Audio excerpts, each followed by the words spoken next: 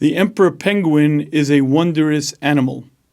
It lives in the polar Arctics, very, very cold, frigid weathers, manages to survive, and it manages to bring the next generation into existence. But if you study the process, you might find something very, very unusual. You see, the mother female emperor penguin will lay an egg. Now, it's quite a large egg. It will take this very large egg and very, very carefully waddle over to the male. The male's feet will be together, and the female will very, very gently place his egg onto the feet of the male. If this egg were to touch the ice, it would freeze, crack, the baby would not be born, but the mother is ever so careful to make sure to waddle over, carefully transfer this egg to the feet of the male penguin. The male penguin has this sort of pouch covering made of its fur that covers the egg, and the male will stand feet together in that position. The female will then go to feed, the idea being that the female will try to fatten itself so that when the baby's born it will have an ample milk supply. The female will leave the male and the male will stand there. But here's what's amazing.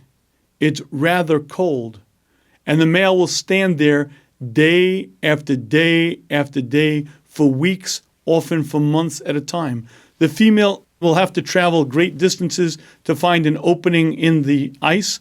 It'll dive in and it will begin hunting. And it will hunt and eat, and it will come back many weeks, often months later, and the male is still standing there.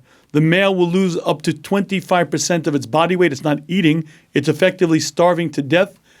It will stand there. The female will come back at just the right point. The egg is ready. It'll hatch.